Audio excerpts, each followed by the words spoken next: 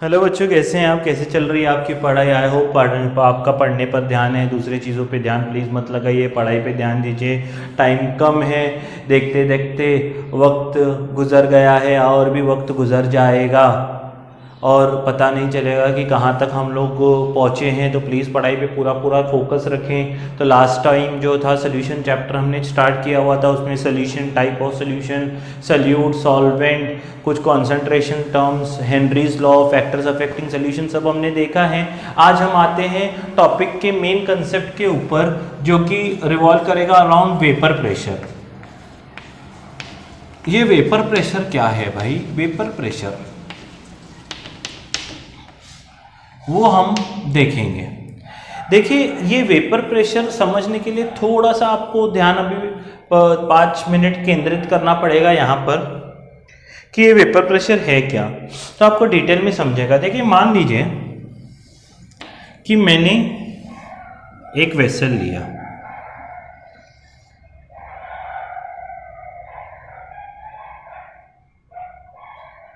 Manometer types. आपने अभी अभी लिक्विड सोल्यूशन किया है, इसमें हमने मर्क्यूरी भरी और इसमें एक लिक्विड भरा, पानी भरा। फॉर एग्जांपल ये पानी इसमें भरा हुआ है।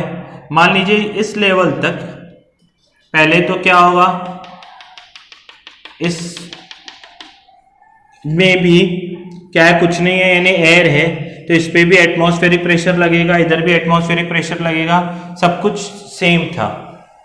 और मैंने इसको थोड़ी देर के लिए अनडिस्टर्ब्ड रख दिया। कैसे रख दिया?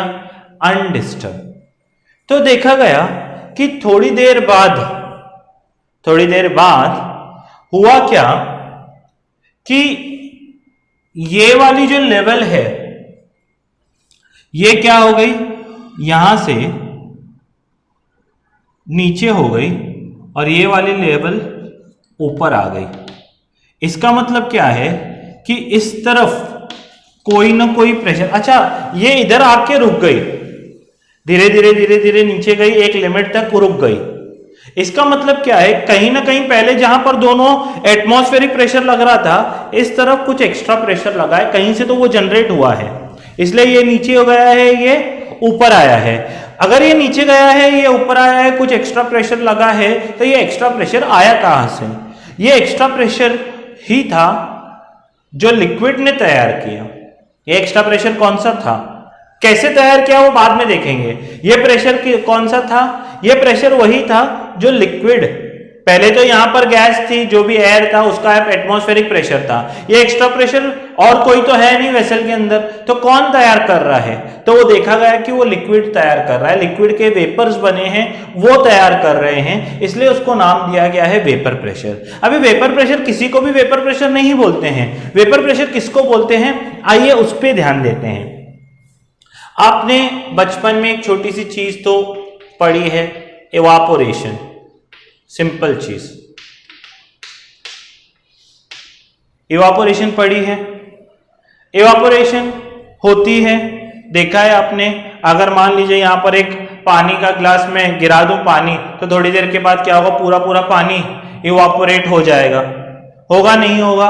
101% होगा इवापोरेट। ये क्यों हो रहा है इवापोरेट? अभी आपको पता है कि जैसे गैसेस, हमने पढ़ा है गैसेस का टी टेम्परेचर पे गैसेस के पास कुछ काइनेटिक एनर्जी होती है। ये पूरी काइनेटिक एनर्जी वो कहां लूज करते हैं? 0 केल्विन पे। 0 kelvin gases do not have any energy. Same applies for liquid molecules. Liquids पे भी टी टेम्परेचर पे कुछ ना कुछ काइनेटिक एनर्जी होती है। समझ में आ रहा है? मान लीजिए मैंने एक ओपन वेसल लिया, ओपन वेसल लिया, इसके अंदर जो अंदर वाले मॉलिक्यूल्स होंगे उसके आसपास, इसको बोलते हैं बल्क। अंदर वाले मॉलिक्यूल्स जो होंगे जिसके आसपास भी दूसरे पानी के मॉलिक्यूल्स हैं, तो वो एकदम क्या होंगे, इक्विलिब्रियम में होंगे। क्यों? क्योंकि जितना इधर से फोर्स लगेगा उतना इधर से भी फोर्स लगेगा जो अंदर बैठे होंगे। पर जो मॉलिक्यूल सरफेस पे होंगे, सोचो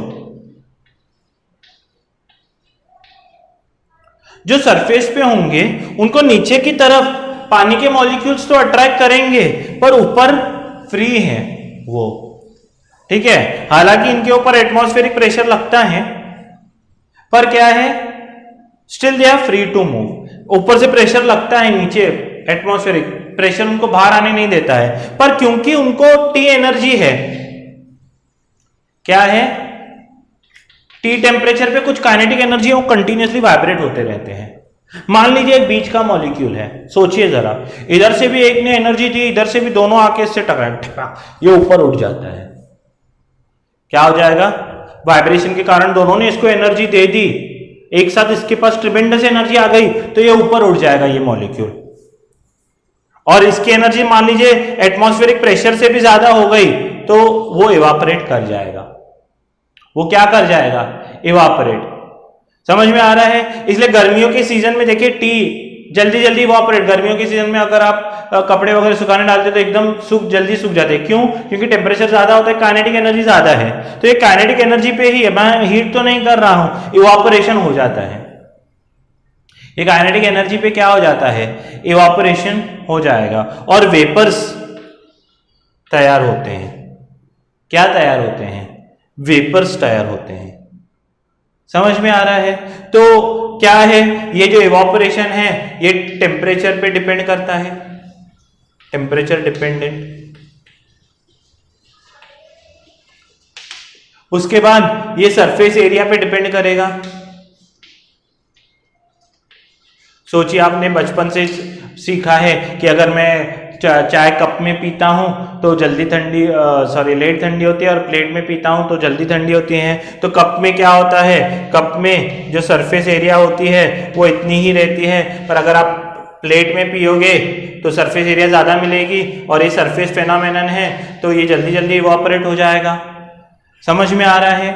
तो इवापोरेशन क्यों होता है, कैसे होता है, मैंने आपको बताया कि evaporation at T temperature all the molecules have some kinetic energy and they keep on vibrating. The molecules inside the liquid which are present in bulk, they are in equilibrium. जो एकदम अंदर है वो इक्विलिब्रियम में है, क्योंकि जितना right की तरफ फोर्स लगता है उतना ही लेफ्ट की तरफ फोर्स लगता है, तो उसका कुछ मजा, यानी उनका इक्विलिब्रियम में होते हैं, उनको कुछ फायदा नहीं होता है। पर मान लीजिए जो सरफेस के ऊपर है उनको एक साथ ट्रेमेंडस एनर्जी मिली, तो they are able to leave the surface, they are able to overcome the atmospheric pressure and this phenomenon is known as evaporation. तो यहां पर क्या होगा, evaporation होगा, वेपर्स तैयार होंगे। हाँ सर, फिर इसी को ही हम लोग वेपर प्रेशर बोलेंगे क्या, नहीं, इसको भी अभी वेपर प्रेशर। बहुत लोगों को ऐसे मिसकंसेप्शन होता है कि ये जो वेपर्स तैयार होते हैं उसको हम लोग वेपर प्रेशर बोलते हैं। नहीं, उसको हम वेपर प्रेशर नहीं बोलेंगे। किसको वेपर प्रेशर बोलते हैं मैं आपको समझाऊंगा अभी। तो वेपर्स तैयार हुए, वेपर प्रेशर का भी क्या है, अब पूरा अलग से फंडा है, वो समझने की कोशिश करें। ये तो वेपर्स तैयार हुए, ठीक है। सोचिए ये जो वेपर्स होंगे ये ऊपर जाएंगे, वेसल के साथ टकराएंगे, और फिर क्या होगा, they apply pressure on the walls, वहां पर कुछ एनर्जी उनकी लूज होगी। जैसे ही वो एनर्जी लूज होगी वो क्या हो जाएंगे, वापस पानी के साथ आके मिल जाएंगे। यानी हाँ, कंटिन्यूअसली इवापोरेशन भी होता है और कंटिन्यूअसली कंडेंसेशन भी होता है। ये कंडेंसेशन भी it is a surface phenomenon, सब इसके लिए भी एप्लीकेबल है। क्या होगा, वेपर्स तो तैयार हुए, कैसे तैयार हुए मैंने बताया, ये ऊपर गए, ऊपर वेसल होगा तो वो तो इवापोरेट हो जाएंगे, उसको वेपर प्रेशर नहीं बोलेंगे। पर जैसे ऊपर जाएंगे छत से टकराएंगे, दे विल लूज एनर्जी, और जैसे एनर्जी लूज हो गई वापस वो पानी के साथ आकर मिलेंगे, तो कंटिन्यूअसली कंडेंसेशन भी होगा। समझ में आ रहा है। तो इवापोरेशन हो रहा है, कंडेंसेशन हो रहा है, इवापोरेशन हो रहा है, कंडेंसेशन हो रहा है। समझ में आ रहा है। तो जब इवापोरेशन होगा, इनिशियली क्या होंगे, पार्टिकल जस्ट तैयार होना शुरू हुए हैं, ऐसा नहीं होता कि पार्टिकल्स एकदम ही चले गए। तो पहले क्या होगा, सिर्फ इवापोरेशन होगा। तो इवापोरेशन का जो रेट होगा वो हायर होगा, rate of evaporation is more. Vapour ज्यादा तैयार होंगे और रेट ऑफ कंडेंसेशन कम होगा।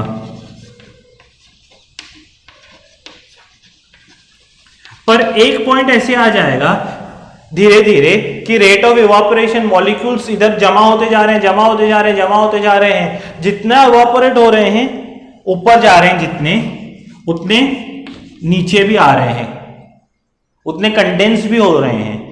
And equilibrium is achieved when rate of evaporation is equal to rate of condensation. अभी इक्विलिब्रियम अचीव हो गई है, जितना इवापोरेट हो रहा है उतने कंडेंस भी हो रहे हैं, और नेट जो वेपर है, पहले इवापोरेट ज्यादा हो रहे थे, कंडेंस कम हो रहे थे, तो वेपर जो है वो बढ़ते जा रहा था, वो एक्स्ट्रा प्रेशर लगा रहा था। इसका मतलब ये नहीं है कि वेपर जितना तैयार हो रहा है उतना डिस्ट्रॉय हो रहा है। पहले क्या हो रहा था, पहले कुछ भी वेपर नहीं था, फिर धीरे धीरे तैयार होने शुरू हुआ, फिर जो तैयार हुआ उसमें से कुछ घटने भी लगा, तो एक इक्विलिब्रियम आई कि नेट जितना वेपर बन रहा है उतना कम भी हो रहा है। मींस यहां पर जो नेट वेपर्स हैं वो कांस्टेंट है, वो ना बढ़ रहे हैं ना घट रहे हैं। पहले तो रेट ऑफ इवापोरेशन ज्यादा था, तो वेपर्स बन रहे ज्यादा थे। पहले जीरो था, मान लीजिए वेपर्स जीरो थे एकदम स्टार्ट में इनिशियली, फिर बनना शुरू हुए 5, 10, 15, 20, आप सिंपल समझिए 25, फिर 25 पे आकर रुक गए।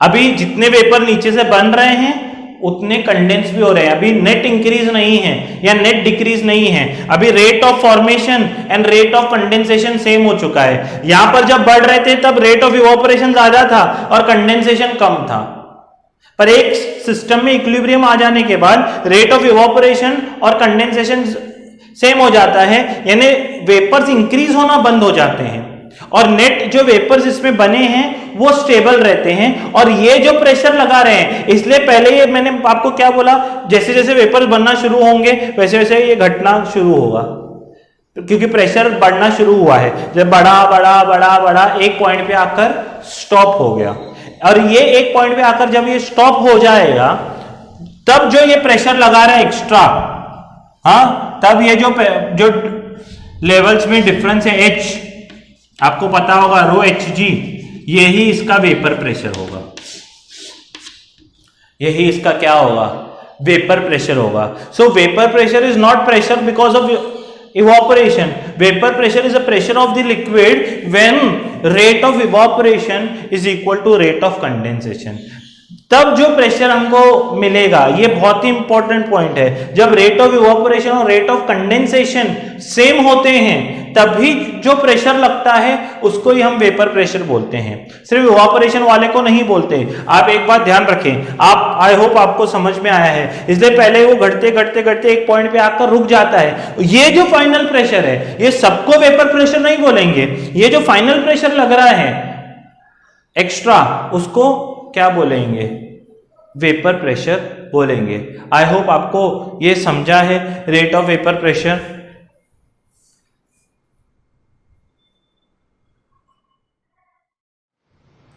तो हमने देखा कि वेपर प्रेशर का डेफिनेशन मैंने आपको बताया, पहले फील कराया कि ये वेपर प्रेशर होता क्या है। Vapour pressure it is the pressure of the liquid generated by the liquid when rate of evaporation and rate of condensation both are equal. अभी ये जो वेपर प्रेशर है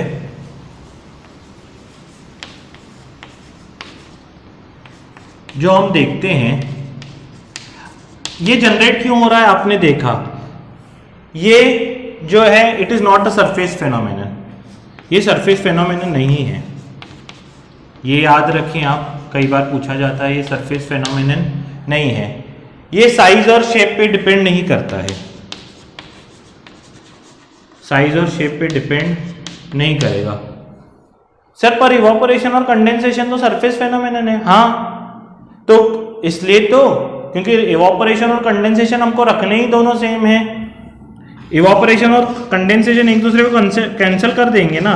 देखिए मान लीजिए अगर सरफेस कम है तो इवापोरेशन कम होगा, कंडेंसेशन भी कम होगा, सरफेस ज्यादा रहेगा तो दोनों ज्यादा होंगे, पर जो नेट है डिफरेंस वेपर प्रेशर, तो दोनों के बीच का डिफरेंस है ना, वो तो कांस्टेंट ही रहने वाला है। तो ये सरफेस फेनोमेनन नहीं है, साइज और शेप पे डिपेंड नहीं करता है, पर एक किस पे डिपेंड करता है, ये डिपेंड करेगा टेम्परेचर पे। अगर टेम्परेचर पे डिपेंड करता है, it is dependent on temperature. आपको पता, अभी अभी हमने देखा है कि टेम्परेचर के कारण ही तो मॉलिक्यूल्स हवा में उड़ रहे थे, इवॉपरेट हो रहे थे। तो it depends on temperature, it depends on nature of particles. हाँ, हर एक की काइनेटिक एनर्जी अलग अलग होगी ना, एक पर्टिकुलर टेम्परेचर पे किसकी कम होगी, किसकी ज़्यादा होगी, कोई कम इवॉपरेट होगा, कोई ज़्यादा इवॉपरेट होगा। तो it depends on nature of particles. समझ में आया? ये तो बात हो गई वेपर प्रेशर की। अभी इस वेपर प्रेशर को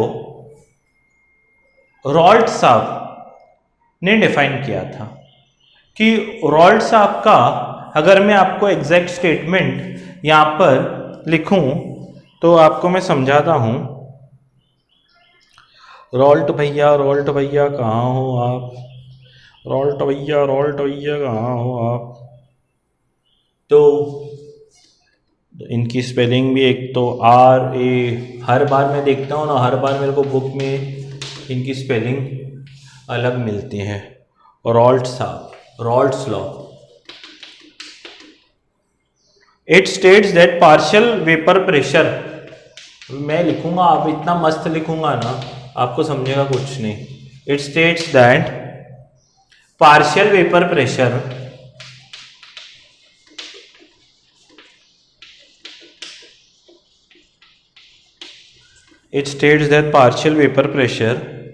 of any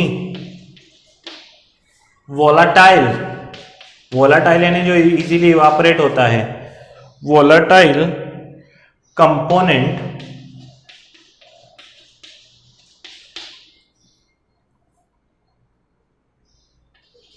of a solution is equal to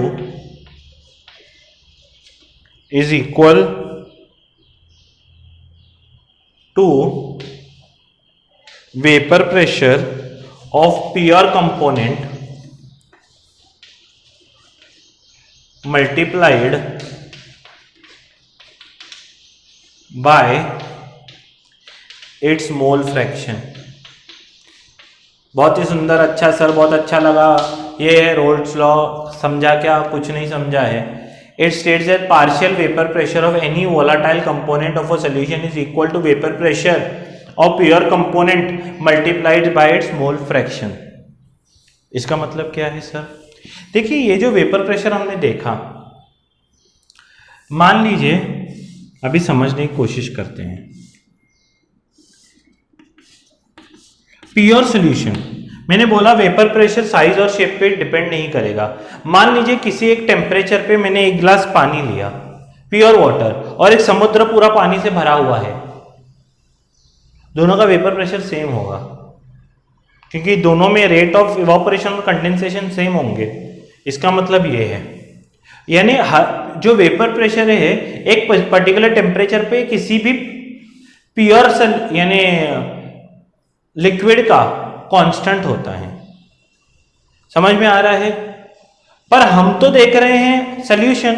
मान लीजिए कि मैं, प्योर वाटर है, इसमें तो प्योर वाटर है, तो प्योर वाटर का एक कुछ वेपर प्रेशर होगा, पर मैंने इसमें नमक मिलाया, नमक छोड़िए, मैंने इथेनॉल मिलाया, तो दोनों लिक्विड्स हैं, दोनों इस टेम्परेचर पे कुछ ना कुछ वेपर प्रेशर एमिट करेंगे। तो पूरे सॉल्यूशन का जो वेपर प्रेशर होगा वो कैसे निकालें, वो रॉल्ट साहब ने इस लॉ से बताया हुआ है। कैसे? सोचिए, मैं आपको सिंपल चीजों से बताऊंगा, आपको समझ में आएगा। मान लीजिए ये केक है, ठीक है, ये केक है, अच्छा सुंदर पूरा चॉकलेट का बना हुआ है, चॉकलेट।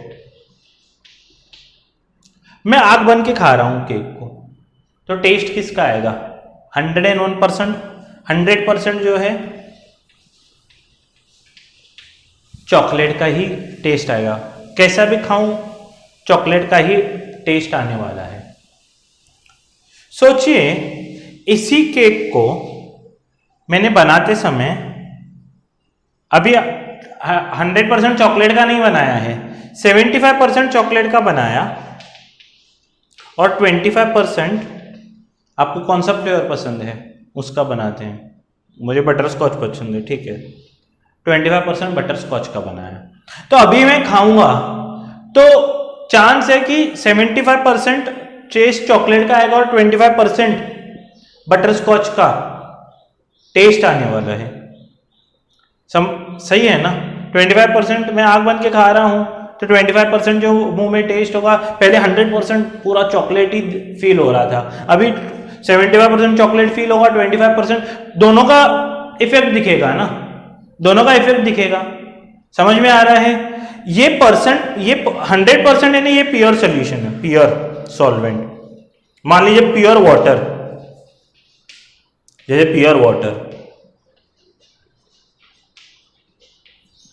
वाटर है, मान एक ग्लास में मैंने प्योर वाटर ले लिया,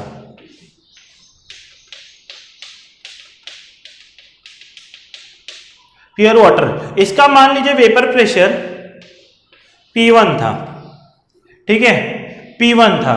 अभी ये P1 जो था, पूरा जो सोल्यूशन है वो है ही पानी, तो पूरा यानी सरफेस पे पानी है, तो पूरा P1 जो है प्रेशर वाटर के वजह से ही लग रहा है।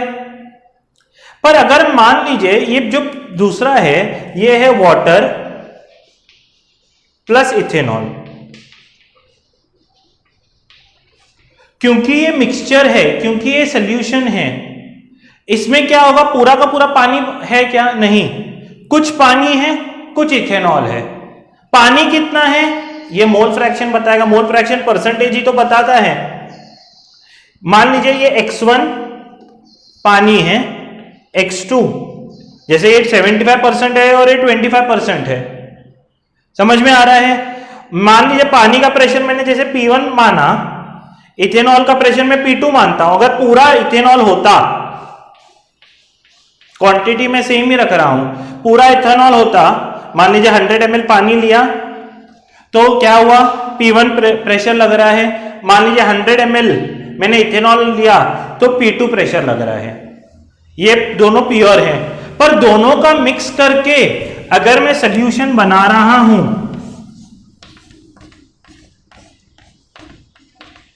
दोनों का मिक्स करके 100 ml सॉल्यूशन बना रहा हूं, पहले भी 100 ml पानी था तो P1 प्रेशर, पूरा 100 का 100 ml इथेनॉल था तो P2 pressure.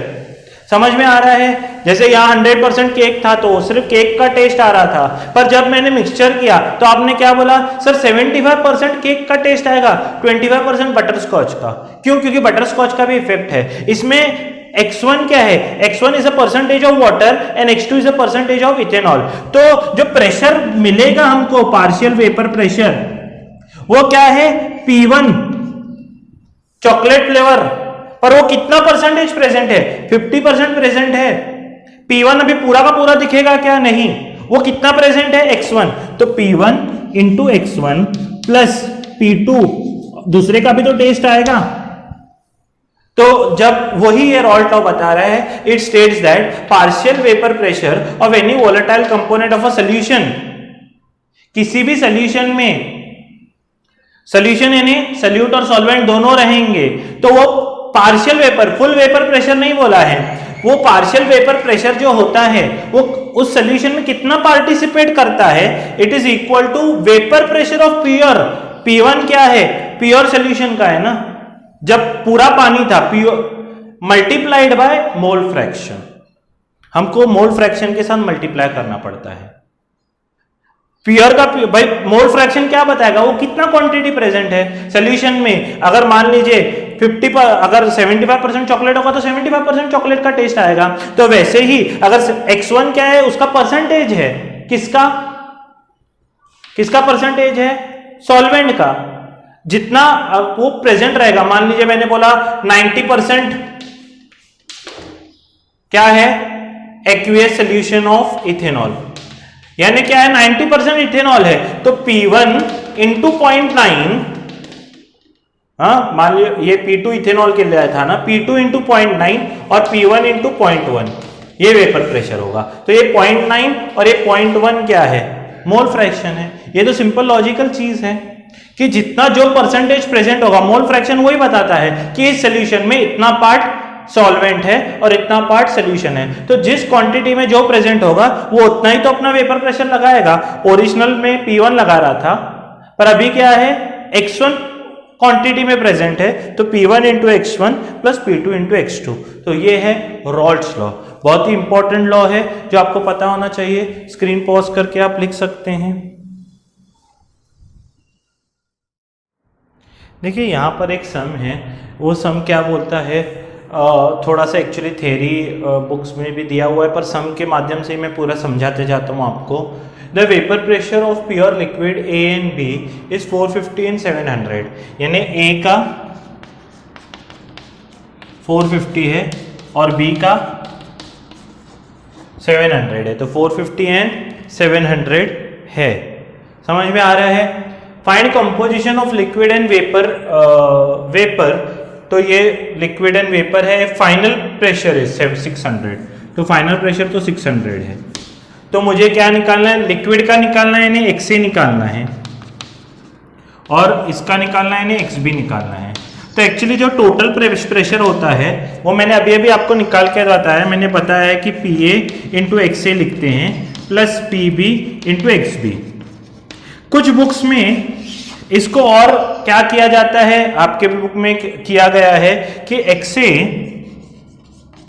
Plus XB, mole fraction तो टोटल 1 होता है ना, मोल फ्रैक्शन तो टोटल 1 होता है, तो XA plus XB equal to 1 लिखते हैं। तो क्या हो जाएगा, हम लोग XB equal to 1 minus XA लिख सकते हैं, 1 माइनस XA। तो PT equal to PA into XA plus PB, XB क्या होगा, 1 माइनस XA, ये लिख सकते हैं। तो PT कितना है 600, PA कितना है 450, XA प्लस PB कितना है 700, 1 माइनस XA। समझ में आ रहा है। तो ये होगा 600 equal to 450 XA plus 700 minus 700 XA। समझ में आ रहा है। तो ये क्या हो जाएगा, मुझे लग रहा है कि ये उधर लेके जाएंगे तो 700 XA minus 450 XA equal to 100, समझा। तो ये क्या होगा 250 XA इक्वल टू 100, तो XA इक्वल टू 100 अपॉन 250, तो 0 0 कैंसिल होगा, 5 5 जा 5 2 जा, तो ये 0.4 हो जाएगा XA। सिंपल सॉल्व किया हुआ है इक्वेशन। तो XB क्या होगा, 1 माइनस XA है, यानी 0.6 होगा। ये वेपर का तो मैंने निकाला आपका, सॉरी लिक्विड का तो ऐसे निकालते हैं रॉल्ट्स लॉ से। जो वेपर का है वो डाल्टन्स लॉ से निकालते हैं, सिंपल है वो भी। वो कैसे निकालते हैं, P1 equal to Y1P directly and P2 equal to Y2P आता है उसका। ये भी सिंपल है, कुछ इसको ज्यादा एक्स्ट्रा ध्यान देने की जरूरत नहीं है। आई होप ये तो आपको समझा रॉल्ट्स लॉ से। तो P1 कितना है, P1 यानी PA equal to Y1 into P कितना था 600। समझ में आया। उसमें PA कितना है 450, P1 यानी प्रेशर ऑफ ए क्वांटिटी, तो ये कितना होगा, मैं इधर कर रहा हूं 450 इंटू XA कितना मिला है 0.4, XA 0.4 मिला है, divide by 600 equal to next क्या है Y1, तो 0 0 कैंसिल होगा, 15 4 जा 15 3 जा 4 1 जा 4 0.1 जा, तो Y1 कितना होगा 0.3। तो अगर ये Y1 0.3 है तो Y2 ऑटोमेटिकली 0.1 में से माइनस करेंगे। तो ये जो डाल्टन्स लॉ, ये इतना आता नहीं है, पर कई बार इसके पहले तो टेक्स्ट बुक में था भी नहीं, न्यू टेक्स्ट बुक में थोड़ा सा दिया गया है, पर अगर आ भी जाए तो हमको करने आना चाहिए। This is by Dalton's law. तो ये है वेपर प्रेशर, उसके ऊपर सम। कल हम लोग कॉलिगेटिव प्रॉपर्टी स्टार्ट करेंगे, जिसमें हम लोग लोअरिंग ऑफ वेपर प्रेशर देखेंगे। तब तक आप इतना लिख लीजिए, ध्यान से पढ़िए टेक्स्ट बुक। अपना ख्याल रखिए, अपने पेरेंट्स का ख्याल रखिए। जय हिंद। वीडियो पसंद आता है तो लाइक ज़रूर करें।